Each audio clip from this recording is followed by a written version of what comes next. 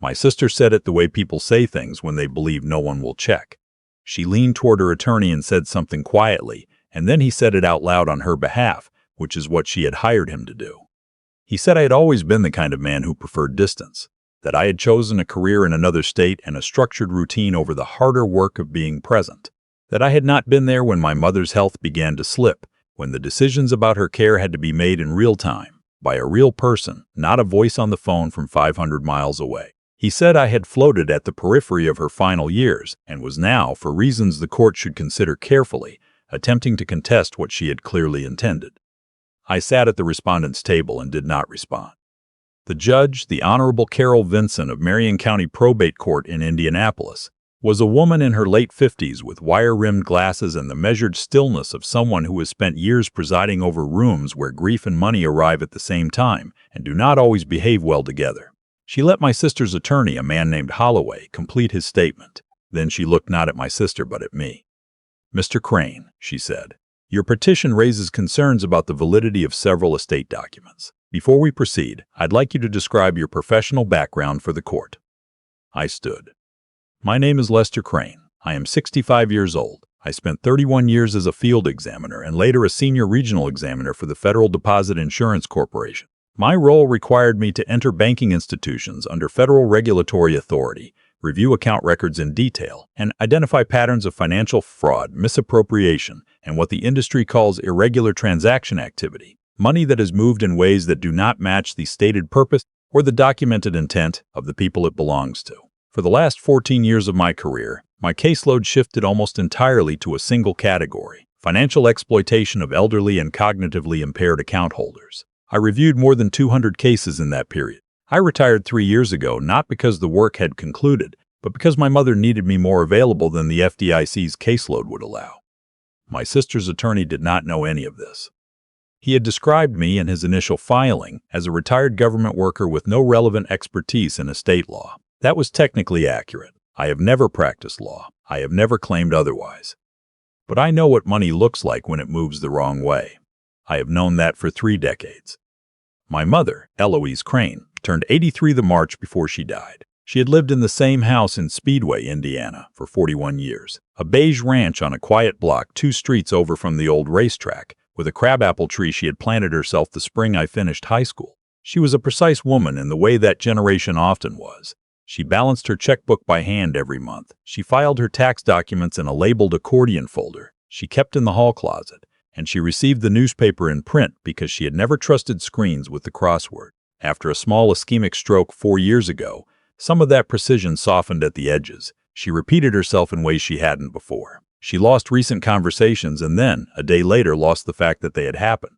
Her neurologist described it as mild vascular cognitive impairment and said it was manageable with the right kind of support and structure. My sister moved back to Speedway a few months after the stroke. She had been living in Columbus for nearly a decade, a city she had relocated to following the end of her second marriage. She came back saying she wanted to help, and I had no reason to doubt her. My mother needed someone with physical proximity. I was in Richmond, Virginia. I drove out when I could and called every evening, but I could not be there the way my sister could be. I told my sister I was grateful. I meant it. What I was not prepared for was what gradual looks like from the inside when you are not the one standing in the room watching it happen. Within a year, my sister was doing the grocery shopping. Within 18 months, she had taken over the bill payments. Within 2 years, she had been added to my mother's primary checking account as a joint account holder. Each step had a reasonable explanation attached to it. Each step felt, considered alone, like the natural extension of care. My mother agreed to each arrangement. She told me when I asked that it made things easier. It was not until the fall of the year before my mother died that I noticed the first thing I could not explain. I had a habit since the stroke of asking my mother to forward me her monthly statements. She didn't always remember, and sometimes I called the bank directly with her verbal authorization. On the 3rd statement I reviewed that fall, there was a line item I didn't recognize. A transfer of $4,000 to an external account I had no record of. My mother, when I asked her about it, said she thought it was something my sister had arranged for household expenses. She said it the way she sometimes answered questions in those years, slowly, carefully, like she was reaching for something that kept sliding just out of reach. I wrote it down. That was what 31 years of examination work had made automatic in me. Not reaction, Not confrontation, documentation. I wrote it down and continued watching. Over the following 8 months, I found 11 more transfers. 7 went to the same external account. 4 went to a separate account I later traced to a credit card in my sister's name. The individual amounts ranged from just under $2,000 to just over $6,000. All of them fell below the federal threshold that triggers automatic bank reporting for suspicious activity.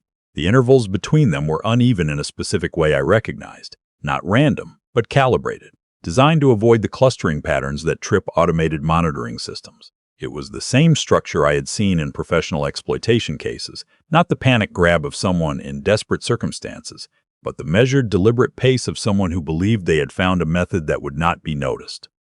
I requested copies of the relevant account records through official channels, identifying my relationship to my mother and providing the medical authorization forms her physicians had signed, designating me as a secondary contact for her care. Several documents came back with dates that I noted separately. One showed a wire transfer authorization my mother had signed on a date when her neurologist had documented, in clinical notes I obtained through a formal records request, that she had presented with acute disorientation during a routine appointment. The note used the phrase impaired executive judgment. It had a timestamp. The wire transfer had a timestamp. They were 4 days apart. I did not call my sister. I did not discuss any of this with relatives. I did not post anything anywhere. I contacted my attorney, a woman named Ms. Baxter who had practiced elder law in Indianapolis for 19 years and who asked questions the way bank examiners ask them, one thing at a time in sequence, without editorializing, following the line of documentation wherever it led. At our first meeting, she said something I had told younger examiners myself for years. Let the other side establish their version first. People who believe they've covered everything stop looking for what they've missed. I had spent 3 decades finding what people missed.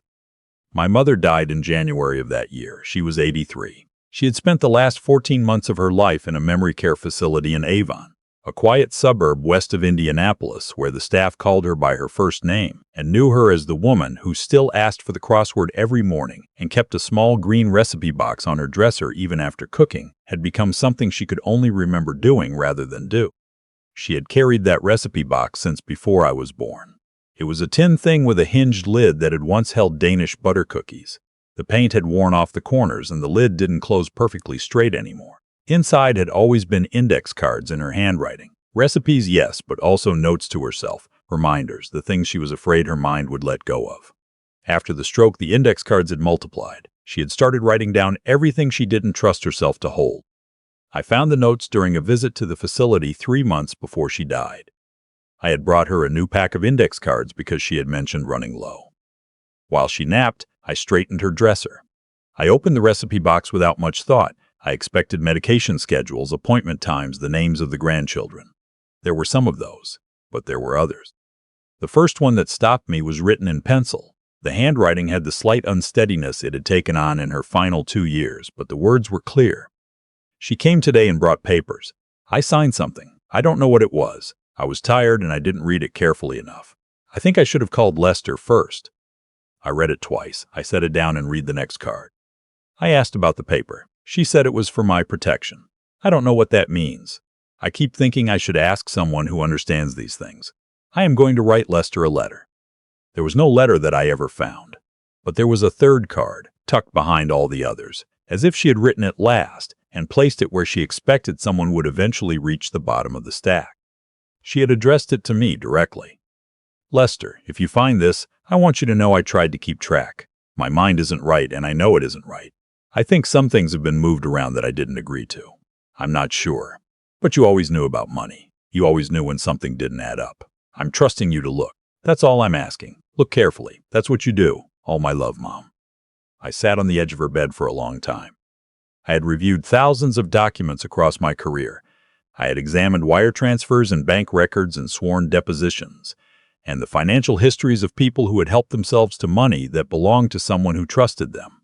I had kept professional distance from all of it because the work required that. Distance was how you stayed useful. My mother's handwriting would not allow distance. I photographed all 14 cards. I left the originals exactly where they were. I called Ms. Baxter the following morning. She did not react emotionally when I described the contents. She asked about the dates the cards appeared to have been written, the condition of the box, whether anyone else had regular access to my mother's room. She asked whether my mother had written similar notes during earlier periods. I said not that I knew of. She was quiet for a moment. Contemporaneous notation, she said. She documented her own uncertainty as it was happening. That's not testimony under the rules of evidence, but it establishes state of mind at the relevant time. A probate judge will find that significant. When do we introduce it? Ms. Baxter paused. After your sister commits to her version of events on the record. That's what I was going to say. It's a cold approach. It's the correct one, I said. In the weeks before the hearing, I did what the situation required. I contacted the Indiana Adult Protective Services Division and provided them the full documentation I had gathered, the transfer records, the dates, the corresponding medical records, the index card photograph. I identified myself, stated my relationship to my mother, and provided the information. I did not ask them to act on my behalf specifically. I gave them what I had and let the process move as it was designed to move. They opened a preliminary inquiry within 12 days. I also visited the memory care facility and spoke with the director. I asked about visitor logs, whether staff had ever witnessed my mother signing documents during visits from my sister, whether any notes had been made about her condition on those specific dates. The director pulled the logs. 2 of the transfer dates had corresponding signed-in visits. A nursing assistant remembered that on one of those dates my mother had seemed agitated and had asked several times where I was. She agreed to provide a written statement. My mother had trusted me to look. I looked at everything there was to find. The hearing was held on a Tuesday morning in the City-County building in downtown Indianapolis, 3rd floor, a room with fluorescent overhead lighting and chairs that had absorbed decades of difficult conversations. My daughter had driven from Columbus the night before. She was sitting 2 rows behind me. She had been quiet since we arrived. In the hallway before we went in, she had taken my arm and said, "I know how you work, Dad. Whatever happens in there, I know." That was enough. My sister sat across the room in a gray blazer. She had prepared. I could see it in the way she held herself, the deliberate posture of someone who had repeated her version of events so many times that she had begun to believe it was the only version. Her attorney, Holloway, was organized and polished, the kind of attorney who was accustomed to uncontested hearings. He made his statement. He described me as an absence that had arrived late with objections. He said the estate documents, a revised power of attorney, an updated beneficiary designation, a quitclaim deed transferring the house to my sister, reflected my mother's genuine wishes, her clear-eyed decision to provide for the child who had actually shown up. He framed my petition as the action of a man looking for something to take from a situation he had not earned the right to influence. I sat still and looked at the table. Judge Vinson let him finish. Then she looked at me and asked her question, and I stood and answered it. When I sat back down, the room was quiet in a way that was different from the quiet before.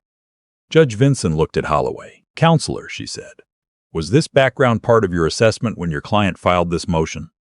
Holloway paused too long. My understanding was that he worked in banking, retired. Judge Vinson did not look amused. She looked like someone who had just recalculated something. She turned to Ms. Baxter. "You may proceed."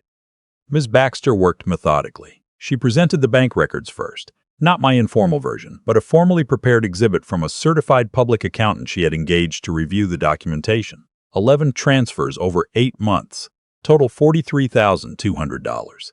All routed to accounts held by my sister. No corresponding invoices. No record of any agreement between my mother and my sister authorizing these as legitimate transactions. No services rendered. No expenses documented. No paper trail connecting the transfers to anything my mother had ever expressed or requested. She presented the medical records next. The revised power of attorney had been signed on a date when my mother's neurologist had noted acute disorientation in his clinical records. The quitclaim deed had been executed 5 days after a hospitalization for what was documented as a confusion episode. In Indiana, she said, legal capacity is evaluated at the moment a document is executed. Cognitive impairment documented during those precise windows requires heightened scrutiny, particularly when the party benefiting from the document was the one present for the signing and no independent attorney was retained to represent my mother's interests. Holloway objected, overruled, objected again, overruled a 3rd time, overruled without Judge Vinson looking up. My sister put her hand on Holloway's arm. He shook his head slightly. Then Ms. Baxter introduced the recipe box. She described it plainly. A small tin container my mother had kept for decades, repurposed in her final years as a place to write down things she was afraid of forgetting. She submitted the photographs of the index cards as exhibits. She requested that the relevant portions be read into the record. Holloway objected on hearsay grounds. Ms. Baxter had prepared for this. She cited the state of mind exception and the verbal acts doctrine. Judge Vinson considered it briefly, then overruled the objection and read the cards herself into the record quietly, with the careful neutrality of someone who understands that the words carry their own weight and do not need help.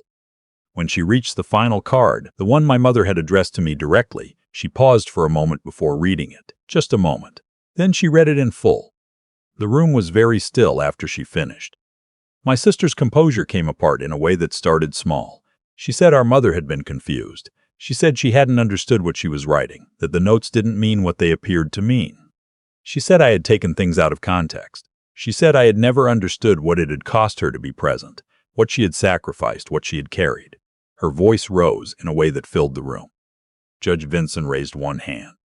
"Mrs. Crane," she said, using my sister's married name, "that is your final warning." She returned to the file. She was quiet for a moment. When she looked up, it was with the expression I had learned to recognize after 3 decades of examination work, the expression of someone who has seen the complete picture and is now simply deciding how to describe it accurately. "I am suspending these estate instruments pending full review," she said. "The transfers in question are hereby frozen pending a complete accounting by the court-appointed administrator. I am directing Adult Protective Services to submit their preliminary findings to this court within 30 days. She paused. "I am also referring this matter to the Marion County Prosecutor's Office for review under Indiana's statute governing financial exploitation of a vulnerable adult." She looked at my sister one time. "Your brother did not contest these documents out of guilt or financial self-interest," she said. "He contested them because he understood precisely what he was looking at. That distinction matters to this court." She closed the file. Outside in the corridor, my daughter was waiting before I had fully registered where I was standing. She didn't say anything immediately. She stood close, and after a moment she pressed her forehead briefly to my shoulder in the way she had done as a child, when something had frightened her and words weren't the right instrument. "She wrote you that letter in her recipe box," my daughter said finally. "She knew you'd find it." I nodded. I didn't trust my voice at that moment. My sister walked out with Holloway without looking in my direction. Her back was straight in the way that doesn't mean dignity, but means something that is trying to look like it. What followed was what these processes always are. Slow, documented. The APS assessment, when submitted to the court, described a pattern consistent with financial isolation and exploitation of a vulnerable adult. The bank compliance review widened. The prosecutor accepted the referral. 6 months later, my sister was charged under Indiana's exploitation statute, financial exploitation of an endangered adult, and forgery related to documents executed during periods of documented cognitive incapacity. She rejected the first plea offer. She rejected the second. Her attorney argued good intentions, the genuine burdens of caregiving, the complexity of decisions made under stress. Each argument ran into the transfer records, the medical timeline, the index cards, the fact that my mother had written in her own hand that she had signed something she hadn't understood and wished she had called me first. My sister accepted a plea to felony exploitation 9 months after the hearing. 3 years of supervised probation. Full restitution with interest. The quitclaim deed was voided and the family home returned to the estate. A permanent prohibition from serving as executor, trustee, or financial agent for any other person. The house in Speedway sold the following October. My daughter and I drove out the morning the sale closed. We parked across the street and sat there in the gray fall light, looking at the crabapple tree my mother had planted, the front porch where she had drunk her coffee every morning for 4 decades, the kitchen window where she had kept the crossword open beside her mug. The new owners were a young couple. We had seen them once at the walkthrough. They seemed like people who would use the yard. I had the recipe box in a bag in the back seat. I had made careful copies of all 14 cards. The originals I had carried for months, uncertain what to do with them. My daughter asked whether I wanted to leave the box at the house, the way you might leave a part of something behind at a place where it had mattered. I thought about it for a while. Then I told her no. What my mother had filled that box with was not meant to be a keepsake. It was meant to be a tool, something that had a job to do and that she had trusted to do it. It had done the job. The tin itself was worn smooth at the corners in the way that happens only to things handled for many years every morning, through all the ordinary days that don't leave any other record. Her hands had done that. No document would ever show it. I was going to keep it for that. There are things that restore themselves after something like this. My relationship with my daughter deepened in ways I hadn't expected. My former colleagues at the FDIC, several of whom eventually heard about the case in the context of a training example on elder financial exploitation patterns, reached out with a kind of quiet professional recognition that meant more than it might sound like. That steadiness helped. My relationship with my sister has not restored. Not because I can't understand how something like this begins. Incremental, justified, ordinary feeling at every step, until the steps have carried you somewhere you can't come back from intact. I understand that professionally and personally. What I haven't been able to reclaim is the version of her I believed in for 60 years. I had overestimated her limits. She had underestimated my attention. We had both been wrong about each other in ways that ran deeper than either of us knew. We spoke once briefly, several months after the sentencing. She said I had made my point. I told her I hadn't been making a point. I had done what my mother had asked me to do. Nothing more and nothing less. She didn't respond. Maybe someday there will be something smaller to stand on between us. I'm not in a hurry, but I haven't closed the possibility. What I return to most when this period comes back to me is not the hearing, not the judge's ruling or the prosecutor's referral or the way Holloway's face had changed when I described my career to the court. What I return to is the recipe box and the fact that my mother, in the years when her mind was narrowing, had kept writing, had kept track of what she could, had written my name on a card and placed it at the back of the stack where she believed I would eventually reach because she had decided, even when she couldn't hold most things clearly anymore, that I was someone who would follow a thing carefully to its end. She had told me something close to that once, years ago. I had come back to visit her in Speedway after a long stretch in the field, and we had sat on the back porch after dinner watching the neighborhood go quiet. She had said, "You don't make a lot of noise, Lester, but you don't let things go unfinished. I've always been able to count on that." I hadn't said much in response. I had just sat there with her while the light went down. That had been enough then, and what she left me in that green tin box turned out to be enough too. Not for the court, not for the record, but for the thing that mattered underneath all of it, which was knowing that even at the end, even when almost everything else had slipped away from her, she had remembered who I was and what I did and decided to trust me with the one job she still had left to give. If you've stayed with this through the harder parts, I'd like to know where you're watching from. Leave a comment. Tell me what time it is where you are. These aren't stories about winning. They're about what holds when the people you love need you to hold it. And if that's the kind of story that means something to you, there are more ahead.